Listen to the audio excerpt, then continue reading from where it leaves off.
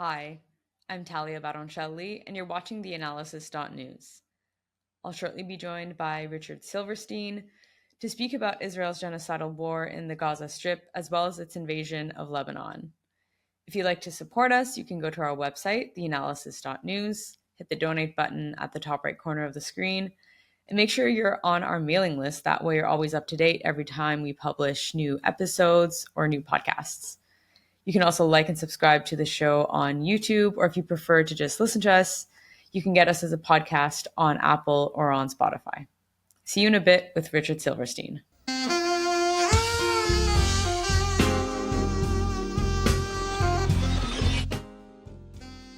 Joining me now is American writer and analyst Richard Silverstein. He runs the website Tikun Olam, which focuses on the Israeli security state. He's also published in other publications such as the New Arab and the Middle East Eye. So it's great to have you here today, Richard. Thanks for joining. Thank you for having me. So we both have been watching the coverage on 1 year of October 7th and Israel's genocidal war on the Gaza Strip and on the Palestinians. I wonder what your sort of assessment has been so far of the US media coverage on October 7th.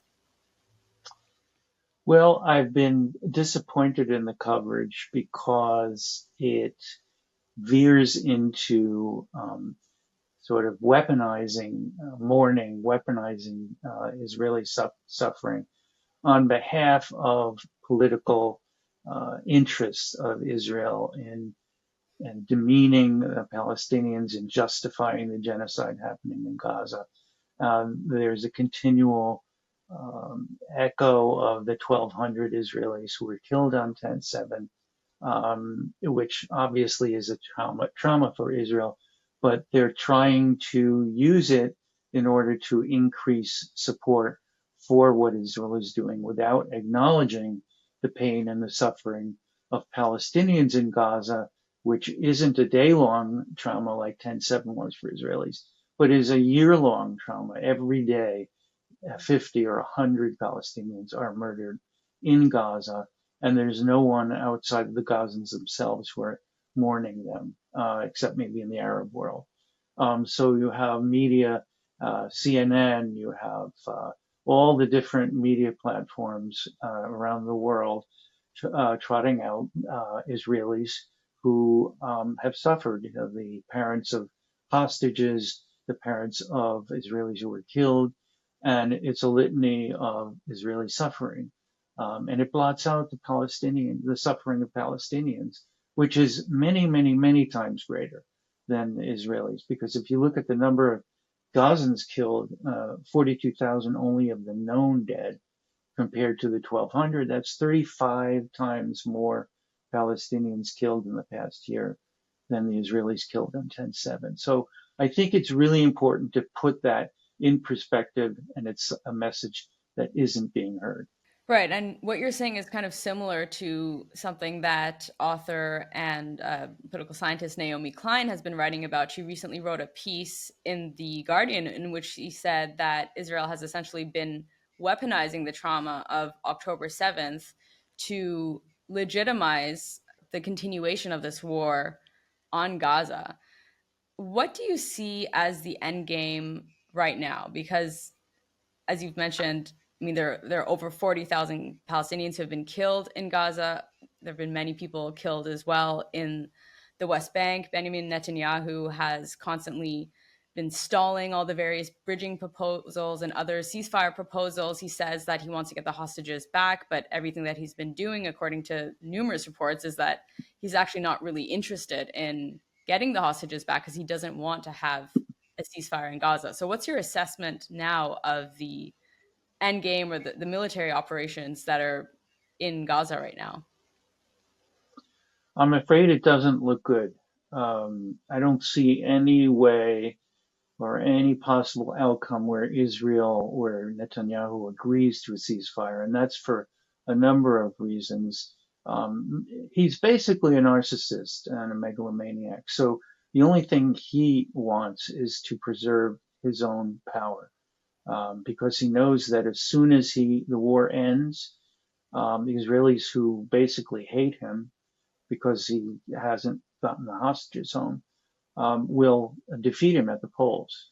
And there will be an election in 2025, if not before then. So he will lose that election. He figures if he continues the war long enough, that perhaps Israelis will see him as their savior. Also, he is afraid of the corruption trials going on against him, which have been held in abeyance as long as the war has been going on. So as soon as the war ends, he faces those, he faces the voters, and he knows that the prognosis is not good for him. So that's one reason why he's been sabotaging the ceasefires. The other reason is basically he has a vision of genocide, which many people in the media and Holocaust scholars, genocide scholars have acknowledged what's happening in Gaza is a genocide. And this genocide, the Israeli genocide, is basically to eliminate the Palestinians in Gaza by any means necessary. Those means might be combat. Those means might be forced expulsion, the ethnic cleansing, like we had in the Nakba. And it could mean ending humanitarian aid completely, which basically has happened, making life unlivable for those in Gaza so that they could either be expelled to Egypt, expelled to Saudi Arabia, all of these proposed by Israelis as plans. So it's basically to have an endless war in Gaza, and they're going to be doing the same thing against Hezbollah in Lebanon, and that process has only just begun. So I don't see any good outcome, unfortunately, and we'll talk about the U.S. role here, but the U.S. has been facilitating Israeli genocide in spite of the sort of feel-good rhetoric coming out of the Biden administration. They're essentially going along with and facilitating it with all of the missiles and bombs that they're supplying, which are used to kill and assassinate figures like Ismail Haniyeh and Mohammed Daif in Gaza and Nasrallah in Lebanon. Those are all U.S. munitions being used. Right. We'll get to the U.S. response at some point, but I do want to focus on what Israel has been doing right now, because if you look at their operations in the Gaza Strip, numerous officials have been saying that they're trying to expand the so-called safe zone in the south of the Gaza Strip. And the reason they're doing that is because they want to, quote unquote, evacuate people from the north of the Gaza Strip. And, that can be interpreted as code word for eliminate. So they want to ethnically cleanse and eliminate people from the north to the south. What is their game plan there? Why are they doing this? Well, there's been a plan proposed by an ad hoc group of Israeli generals and security officials who are lobbying for this plan, which has basically two major components. The first one is to eliminate everything in northern Gaza. And that means they've already destroyed basically almost all of the buildings, residences in northern Gaza. Earlier in the conflict, they expelled everyone from Gaza and they fled south. And then, of course, you talked about safe zones, but they're not really safe because Israel will declare an area to be a humanitarian zone and then it will bomb the zone. So that sends them fleeing, in every direction. But what they're proposing is the permanent expulsion of everyone and everything from northern Gaza, eliminating all the houses, razing the whole area where hundreds of thousands of Gazans used to live, and turning it into what they call a military zone. So there would be nothing left in Gaza except Israeli troops, according to this plan. And what Giora Eiland, who's the leader of this group, an Israeli general, says is that the Gazans would be given the opportunity to leave northern Israel. And of course, he's proposing this as a voluntary removal by the Palestinians themselves and not being forced out by Israeli a military, Israeli troops going in and forcing them out. And because he views this as a voluntary removal, he contends that the north would be vacant so that Israel could then occupy it. The second component is that he proposes ending all humanitarian aid in northern Gaza. So we at one time earlier in the year had several hundred trucks a day entering Gaza, and the Kamala Harris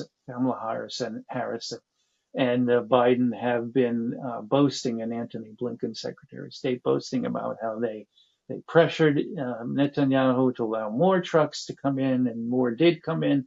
But we're talking 100 trucks a day when normally it would be 500 trucks a day.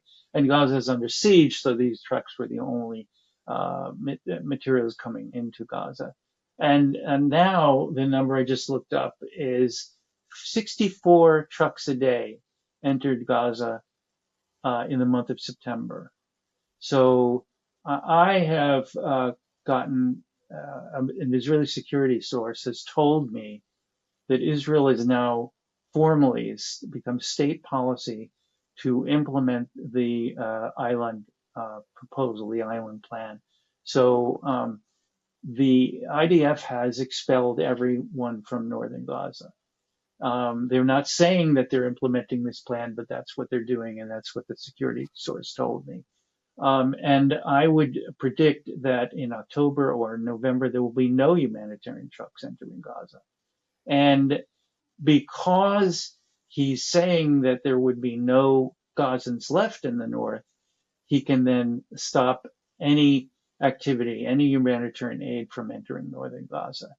And this would be a permanent expulsion of all Palestinians. And keep in mind that U.S. policy has always been calling for the return of Palestinians to northern Gaza.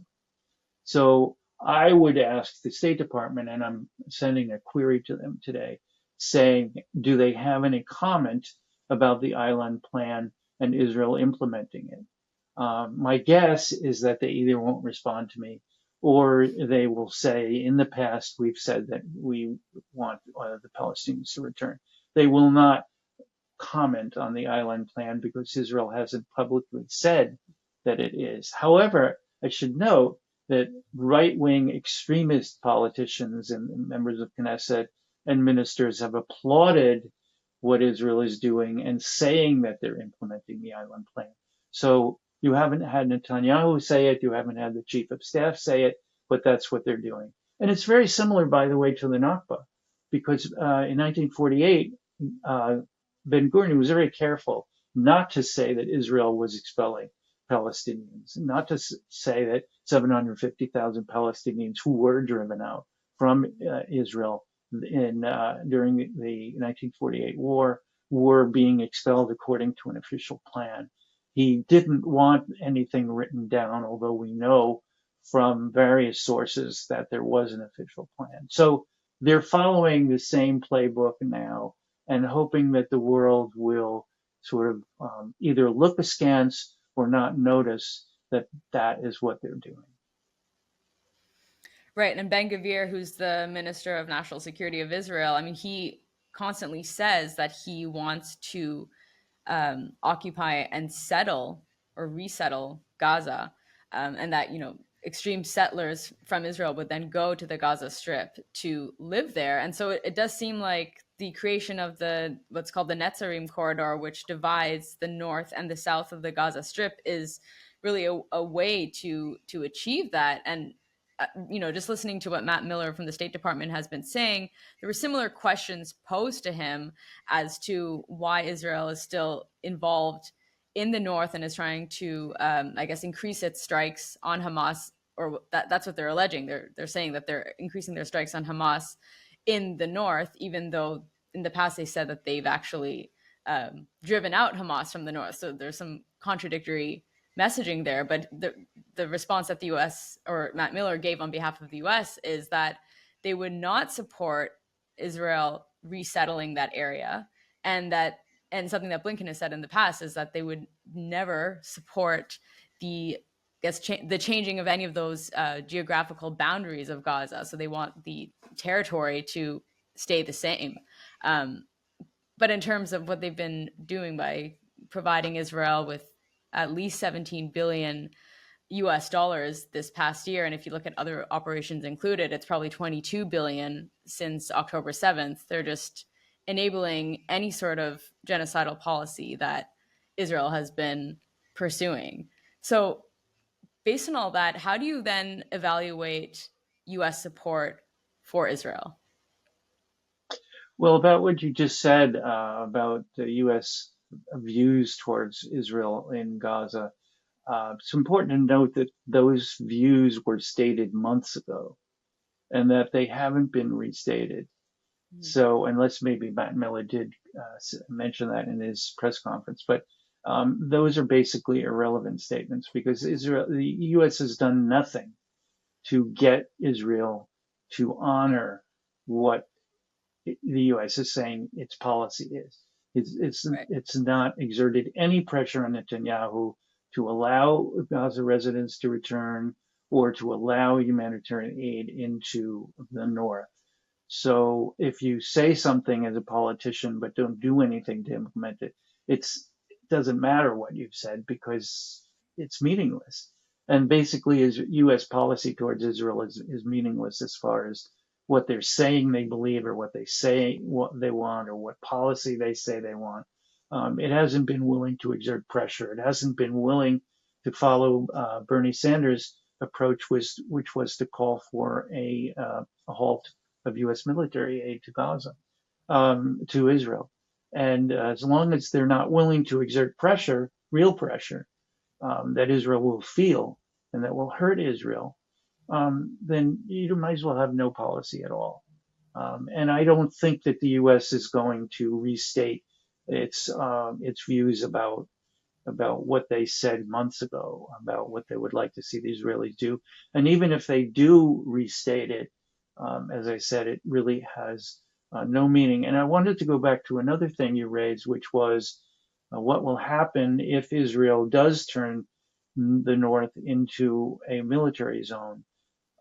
Jared Kushner, Trump's son-in-law, even said that Gaza could be turned into luxury condos along the ocean, along the Mediterranean, for Jews, of course, for Israelis, and that this would be a way to rebuild Gaza, restore Gaza, but of course for Jews and for Israelis only, since there would be no Palestinians living there. Trump himself said that. He said Gaza could be beautiful again if they would only develop their coastline, which is basically turning Gaza into a real estate proposition instead of a political and military situation, which what it actually is.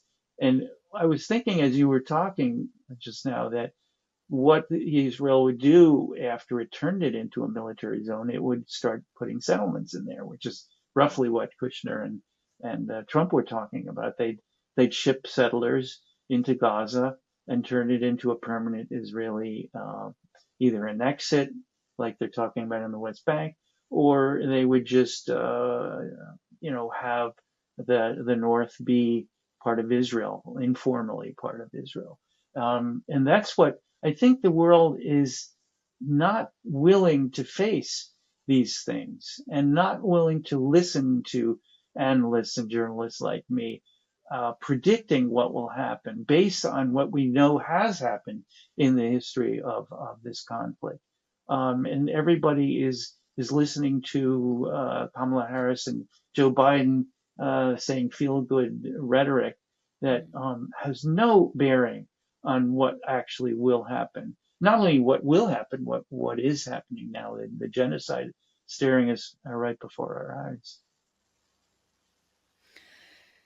Yeah, I mean, it is really hard to watch because there are so many contradictory signals. But I think what that ultimately means, at least on the part of the US, is that they actually want what Netanyahu and his government, his right wing Likud government, is implementing and executing, not only in the Gaza Strip, but also in the West Bank. And then we'll actually get to the rest of the region as well, in Lebanon and vis a vis Iran.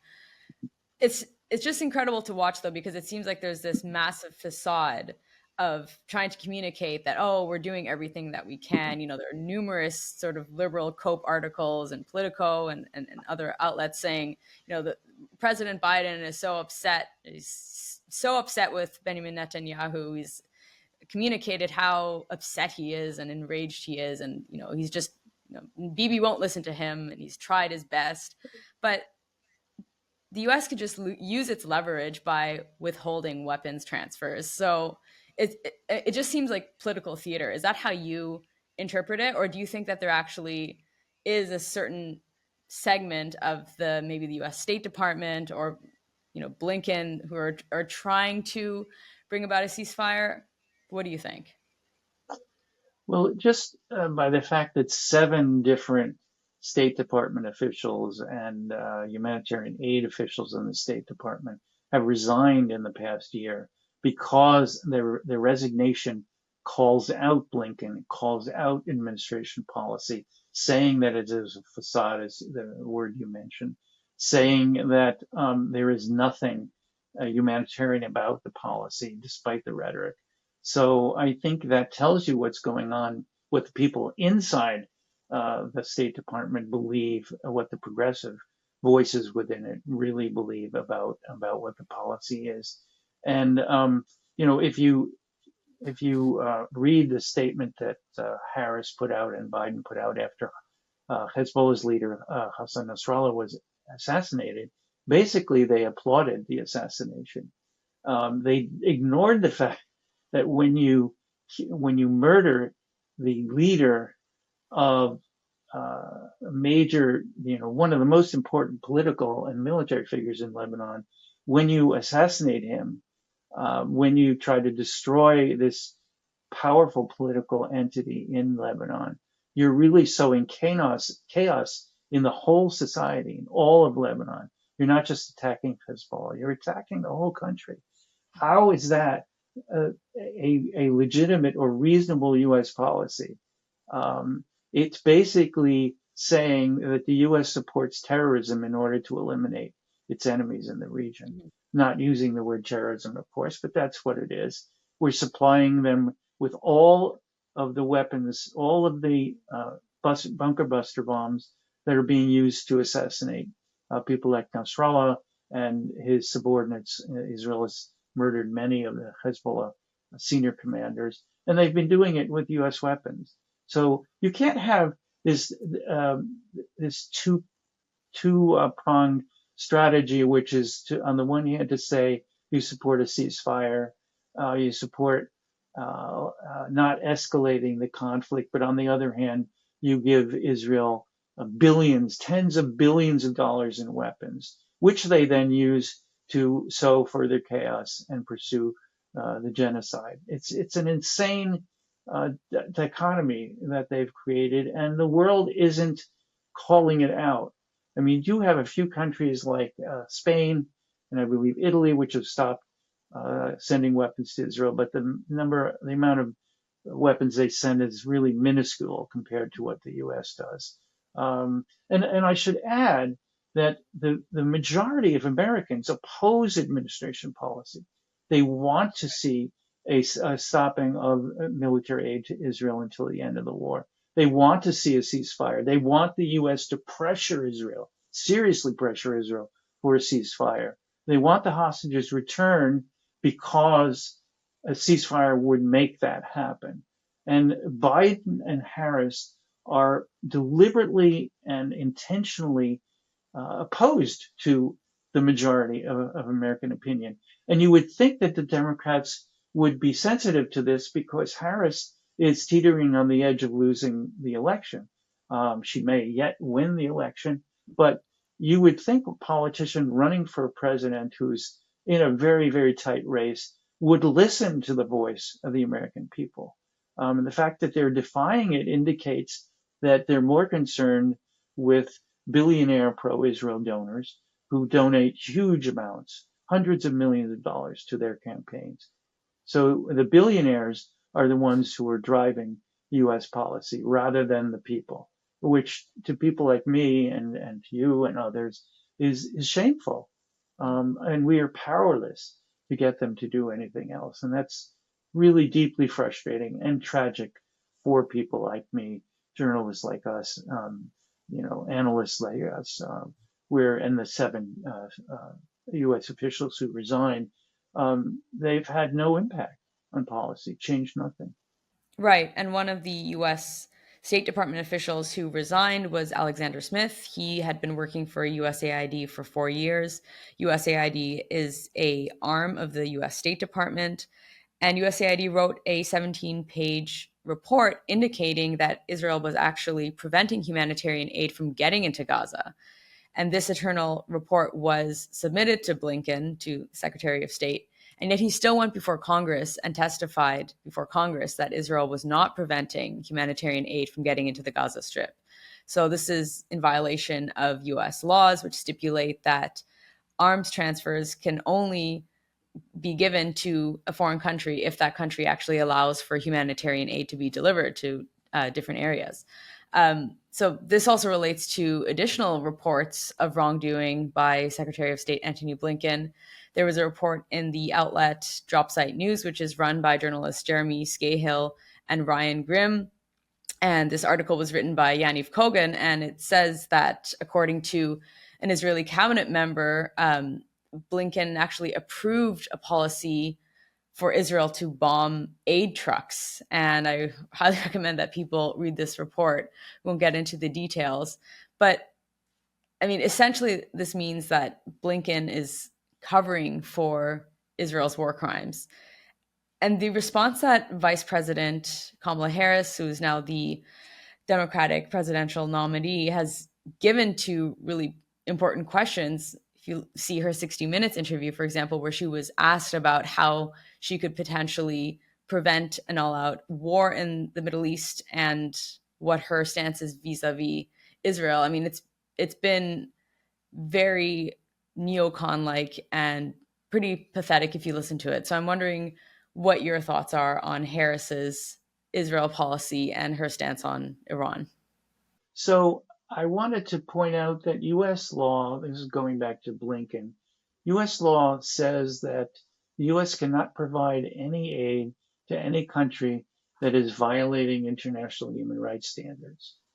And two different agencies within the State Department, one of them was USAID, which is what you've heard to.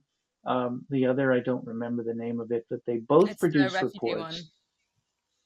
The refugee agency, both produced reports saying that Israel is not respecting human rights standards. And they sent those reports to Blinken, who was the one who was ultimately responsible for making the determination. He ignored those reports and he testified before Congress, as you say, and media within the past month, including Dropsite and I think the Intercept, have basically pointed out that Blinken lied. And now you have some NGOs which are calling for his resignation for lying. And I'm not aware, I haven't read that Dropsite article you referred to, but I'm not surprised that the U.S. would tacitly, not publicly say, as long as the Israelis believe that there is involvement of terrorists, quote unquote, in the distribution of humanitarian aid, that Israel can do whatever it wants to intervene and stop that from happening. And of course, the U.S. always leaves it to the IDF and always leaves it to Israel to define the terms under which it will operate. And then the U.S., after the fact, goes along with it and tries to square it with U.S. Policy, even if it makes no sense whatsoever. So going to what Harris said on 60 Minutes, it was just happy talk, as I mentioned earlier in our interview. She said that we're doing everything in our power, that we've pressured the Israelis to increase humanitarian aid, and we succeeded in that. Which, of course, unfortunately, the Whitaker, the 60 Minutes interviewer, didn't say, well, why are 64 aid trucks only going into Gaza in September if you've had such success of persuading Israel? So, if the U.S. persuaded Israel to increase the aid trucks, it happened 6 or 8 months ago. It didn't happen last month or even the month or two prior to that. So there's just no consistency for Harris or for the Biden policy. And, that's deadly for the Palestinians. And I personally think politically it's a bad calculation on Harris's part.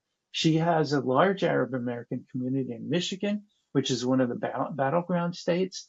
The Harris is desperately trying to get the American Muslims on board. And there was just a statement from 25 imams from around the country supporting Harris. But that's not going to work in terms of the overall Arab American population in the United States, especially in a very, very tight election. I mean, there's less than 1 percentage point separating these two candidates. And in the 7 battleground states, Michigan is one of them. And there are enough voters in all of those other 6 states that it could be the margin of difference for her. So it's a completely baffling political calculation that they're making, and for the reasons probably that I mentioned earlier, it seems almost like Harris would prefer to maintain the support of these billionaires and lose the election rather than win the election and defy the billionaire pro-Israel donors. And it makes no sense to me in terms of the way I am used to politics working. So that's the problem with Israel. It really turns everything topsy-turvy, not just in the region, but in its relationships with many, Western nations that have relationships with Israel. If you listen to what she said in the 60 Minutes interview, it's basically John Bolton's wet dream. I mean, John Bolton wrote in the New York Times that he wanted to start a war with Iran. In that interview, she said that Iran is the greatest adversary of the United States. She could have said Russia or China, but she decided to say Iran, a country which doesn't even have nuclear weapons. So do you think she's really so scared of upsetting her large donors that she'd perhaps rather lose the election and risk alienating Muslim Americans, Arab Americans, as well as the younger generation of voters who really want to see a ceasefire in Gaza and probably won't even vote for her at this point? She is petrified, and that's why she's tacking rightward, because she believes that she has to be tough. She has to be a security hawk. She has to say that we're stopping immigration on the border. We have to be tougher than the Republicans on this, so that it won't expose her right flank for the Republicans to attack her. But the problem is, if you tack to the right politically, you're going to lose people in the Democratic Party who vote Democratic on every election. They're going to be hesitant before voting for you because you're clearly disrespecting their point of view. That's why when the unaffiliated group tried to get a 2-minute speaking slot in the Democratic convention, and they were turned down, even though the woman who was going to give the 2-minute talk, I read the talk. I mean, she recited it on Christine Amanpour's PBS show. It was a beautiful speech, very moving, but non-judgmental, non-condemning of Israel. But Is this the Democratic expressed. politician from Florida you're referring to? No, she is a Democratic operative From official Georgia. in Georgia. Sorry, Georgia. Georgia. Yeah. Okay. I don't remember her name, but it was a beautiful statement. And they gave it to Harris's people. And Harris still refused to give her a seat because they're frightened of not just the donors I was talking about, but also of the Jewish vote, which has been reliably Democratic. And they believe falsely that the Jewish population in America is a monolith and that it's routinely supportive of Israel, and that it is as right wing as the right wing government in Israel. And so they believe they'll be accused of anti-Semitism if they take a principled stand and pressure Israel. And that's not true. That's not what will happen. There's a younger generation, which you mentioned, among Jews, and among the general population, which is much more progressive, much more on the left than the older generation, than the older generation of Jews which grew up with Zionism. Younger Jews don't buy those things like the Jews used to. So a principled position would rally a great deal of support. And personally, I don't believe that Democrats can win by abandoning the left side of their party. I believe that they will lose if they do that. And you have someone like Biden who at least you could excuse some of his positions because he's been proudly a Zionist since 1980 when he first came to the Senate. So he's completely caught up in the past. But Harris is not that. She's been much more recent to the political arena. So she shouldn't be as beholden as Biden was. But she's shown no independence on this issue, and it could cost her the election. You've just been watching part one of my discussion with Richard Silverstein. In part two, we'll discuss US's reckless support for Israel's invasion of Lebanon and how this might escalate into a nuclear conflict with Iran. See you next time.